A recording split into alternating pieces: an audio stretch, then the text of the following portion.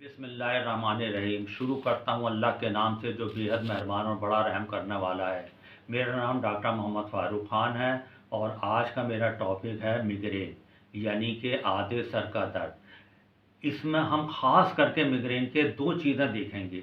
एक तो ये कि इसमें जो नई तहक़ीक़ात हुई हैं, और दूसरी बात ये कि इसमें जो तहफ़्फ़ुज़ात हैं, इसमें जो लोगों की गलतियाँ हैं, उस पर हम ख़ास करके बात करेंगे।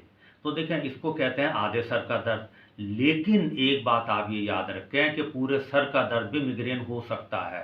बाज़ पेशेंट इस चीज़ पर बहस करते हैं कि डॉक्टर साहब मिग्रेन तो आधे सर में होता है, तो मेरे तो पूरे सर में है। तो ये बात हम बताते हैं कि मेजॉरिटी ऑफ केसेस में ये आधे सर में ही होता है, लेकिन पूरे सर के दर्द को आप एक्सक्लूड नहीं कर सकते। आप ये नहीं कह सकते कि ये मिग्रेन है, एक बात। दूसरी बात ये कि ये जो मिग्रेन है बहुत तेज़ दर्द होता है, यानी बहुत तेज़ दर्द हो सकता है, यानी इतना तेज़ होता है कि कहते हैं ना कि ज़रा सी चीज़ है, इस पर गुरूर क्या कहना, ये अक़ल, ये समझ, ये शऊर क्या कहना। तो बहुत तेज़ होता है, इतना होता है कि अच्छे अच्छे मरीज़, अच्छे अच्छे मजबूत दिल के मरीज़ रो पड़ते हैं। लेकिन दूसरी तरफ ये हल्का भी हो सकता है कि इनिशियल स्टेज में मरीज़ जल्दी डॉक्टर के पास आ गया हो। तो अगर कोई कहता है कि जी वो तो बहुत तेज़ होता है, मेरे तो इतना तेज़ नहीं होता है, तो इतना तेज़ अगर ना हो तो भी वो मिग्रेन का हेडेक हो सकता है। एक कॉन्सेप्ट ये है कि ये दर्द थ्रबिंग, पल्सेटाइल, यानी धक धक धक इस तरीके से होता है, लेकिन ये दर्द कांस्टेंट भी हो सकता है, यानी कि एक जैसा भी। एक डिफरेंशिएटिंग पॉइंट लोग ये करते हैं कि जो कांस्टेंट दर्द होगा वो टेंशन होगा, टेंशन हेडेक, और जो पल्सेटाइल होगा, पल्सेटाइल का मकसद है कि जैसे पल्स चलती है, तो वो होगा मिग्रेन। लेकिन कांस्टेंट दर्द भी मिग्रेन हो सकता है, ये बात आप देखें, ये बात क्लियर रखें। फिर दूसरी बात ये है कि गलती से साइनस, लोग ईएनटी के पास जाते हैं, कुछ साइनस का प्रॉब्लम हो, ईएनटी का प्रॉब्लम हो, इससे रिलेटेड प्रॉब्लम हो, इसको मिग्रेन समझा जाता है। लेकिन और तो ये पेशेंट अक्सर और बेशतर हमारे पास ईएनटी वाले के पास से होके आते हैं, यानी नाक, कान और हलक के डॉक्टर के साथ। जिससे सर का दर्द ये हो सकता है वो ये है कि एक तो तेज़ रोशनी, जैसे मिसाल के तौर पर सूरज की रोशनी, जब आदमी उसमें जाता है, और ये मोस्ट ऑफ द पेशेंट को ये होता है कि जी मैं तेज़ रोशनी में निकला तो ये होने लगता है दर्द। फिर दूसरी बात है कि तेज़ आवाज़, कभी कोई फंक्शन वगैरह है, कोई मरीज़ पता चला कि स्पीकर के पास बैठ गया, अब उसकी जो आवाज़ आती है धम धम धम, तो पता ये चलता है कि उसके सर में दर्द हो गया।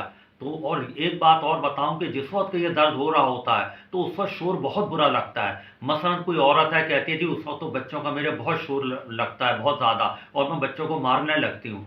फिर ये दर्द जो है तो खाली पेट में ज़्यादा होता है। इसीलिए जब रोज़े आते हैं तो ये मर्ज़ों को, तो ये जो मरीज़ होते हैं, इनको थोड़ा सा कॉन्फिडेंस नहीं होता है कि अगर दर्द छिड़ गया तो क्या होगा।